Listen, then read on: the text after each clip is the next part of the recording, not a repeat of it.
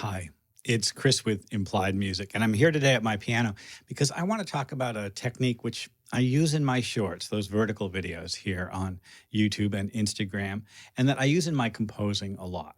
It's essentially what pianists call interlocking hands or overlapping hands. It can be challenging, but it can yield interesting and saturated results, results that give us resultant melodies and rhythms, which we sometimes are happy accidents that we wouldn't necessarily have come to without just trying this technique out. So let's take a look at it today.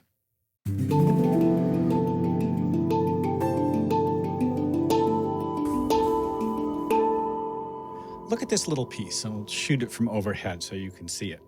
So my left hand is just going to be responsible for 2 notes in the pattern, and my right is responsible for 3. And if you think about it, that's 5 tones. And just between you and me, if I flip this A down here, you can see that that's a pentatonic scale in G. And that makes this sound good. Kind of no matter what I do, it'll sound okay. So my left hand does these 2 notes, and my right hand does these 3. Now that means I have to overlap the hands a bit. And the thumbs kind of get in the way, so I'm going to just use my second finger on the G. If you have smaller hands, you can use your thumb. So here I go. I'm going to go left, right, left, right, left, right.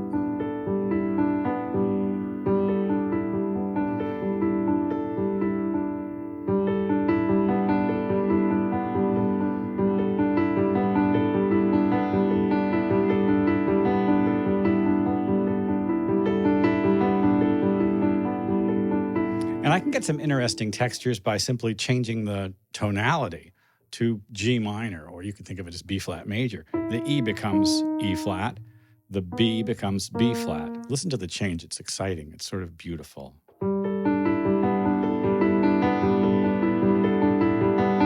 Here we go.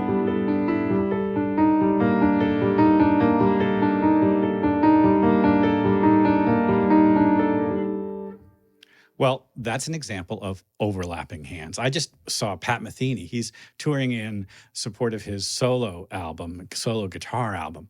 And he played a lot of his rather long and just incredibly generous set, and go see him if you can, on 2 different baritone guitars.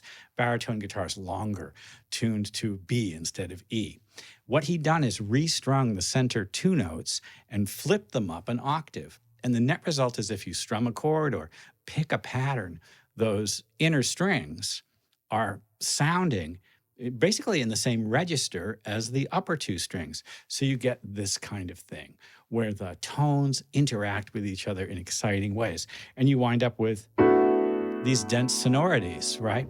Now, dense sonorities can be hard to manage. And so what we're going to do is we're going to take advantage of rhythmic interplay in order to create resultant rhythms and melodies. I think the first time I ever tried this was a little piece that I wrote for myself when I used to play ballet class, and I'll show you what I did. So this is from a dance class, and the teacher wanted a triplet feel. So 1, 2, 3, 1, 2, 3, 1, 2, 3, 1, 2, 3. So a stack of 4ths, and then the melody kind of goes in like this, and then the E flat, so.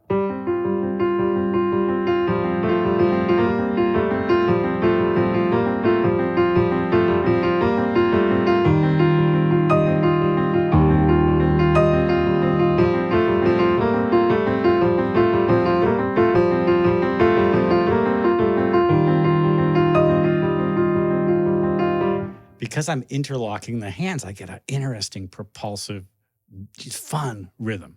All right, so how would you learn to do this? Well, I think you should start simply.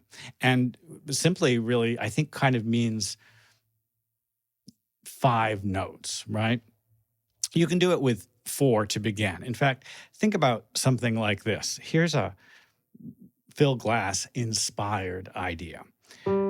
Here's my same G and D from before, and I'm going to add the major 3rd and the 6th in the right hand. So now I have a G6 chord. Now, this is going to be 2 notes, and this is going to be 2 notes. but I'm going to use an interesting rhythmic idea. And this rhythmic idea is stolen directly from the opening of Glassworks. So instead of just going eighth notes and 2 and 3, and I'm going to think of this as potentially a triplet. So 1 and a 2 and a 3 and a 4 and a. You're hearing 2 notes oscillating, but I'm thinking of it as a triplet. 1 and a 2 and a 3 and a 4. The accent is first on the bottom note, then on the upper one. Now I'm going to do 2 against 3 in the right hand.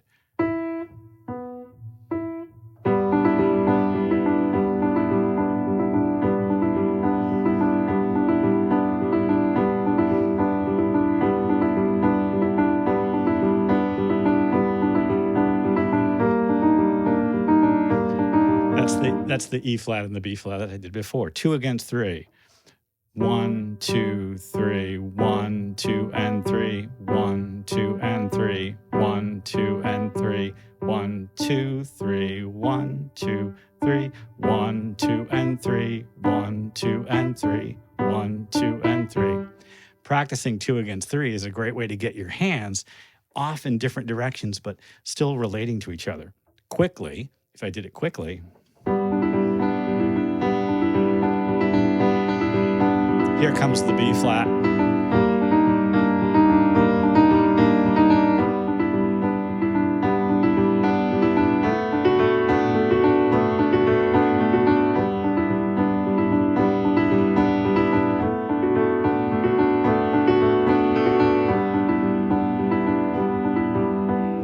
It's an exciting sound, isn't it? You have to kind of work up to doing stuff like that at speed, but there will come a point where your brain just kind of locks into it, so to speak. At first, you'll have to kind of count or carefully pattern yourself out. Now, so far we've done things which I guess I would just describe as feeling fairly straightforward rhythmically, but there's no reason you can't create patterns of differing lengths to create more interesting shapes. Let's say I have a 2-note pattern in my left hand. There's that G and D again.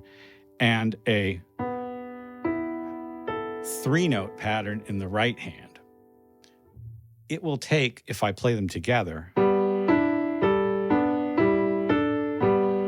6 notes for them to come around on each other. In other words, the lowest common denominator of those 2 numbers. And when I play them together, it's, I don't know, not beautiful. It's not horrible, but it's not beautiful.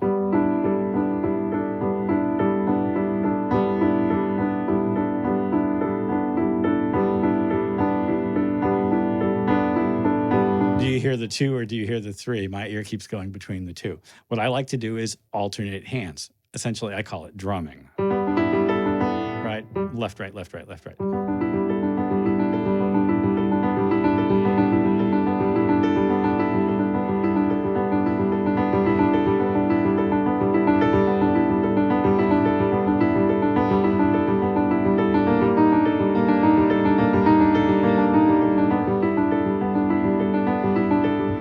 Now, I use modal interchange to create interest, harmonic interest, or chordal shifting, tonality shifting in these kinds of things, just by kind of moving directly to the next key level. So, for instance, this sort of big G pentatonic sound exists with a G, a B, a D, an E, and an A. Now, if I insisted on shifting to a new key center, but keeping a G, a B, a D, an E, and an A, I would have to figure out whether those individual notes would be sharp or flat in the new key signature. Like, let's say I wanted to go to E major. So in the key of E, B is still B, E is still E, and A is still A, but the G becomes G sharp, and the D becomes D sharp. So in this case, I think I'm going to have my left hand over my right. Let's do G first. And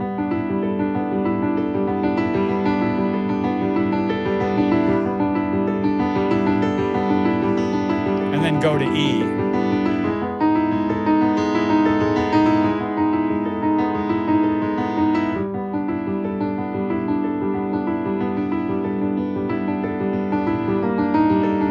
There's the G minor. shift hands, as you stack one hand over the other, you get interesting results that interact with each other in ways that you sometimes can't predict. And yet it's, I guess I would just say systematic. It's sort of handing over some of your compositional process to a self-created algorithm. It's super good for your hands too. I have to say, there's something really fun about doing it. It can be kind of hypnotic to sit with. I'm playing around with the soft pedal, with the sustain pedal, creating sort of textures of rising and falling, sort of resonances that sort of back off. And of course, I always change the pedal when I change sonorities and things like that. It's wonderful on an acoustic instrument, perhaps less so on some synthesizers or keyboards, because you can't really build up the interactions of the sort of harmonic resources in the same way. But I have to say, I do this kind of thing on my Osmos, where I can bring out individual voices in a way that's very expressive. This kind of technique has been used for literally centuries in keyboard. In for instance, the Box-Goldberg variations, there are numerous examples of crossing hands and interlocking hands. It's a way of creating, I guess, also somewhat impressive and satisfying performance patterns for yourself as well. Well, I get a kick out of doing this. I'll be doing more of this kind of stuff all the time. If you look at my shorts, you'll see examples of it. I've got other videos that talk about this approach as well. I hope this has been useful. Like and subscribe and ding the bell. You'll be notified when I do my video. Don't neglect the Halloween Hangover Challenge that I'm running with Martin Heidenreich. It's going to be good fun. We're scoring a video. We've got great prizes. Check out that video to find out more about it. And I'll see you next time.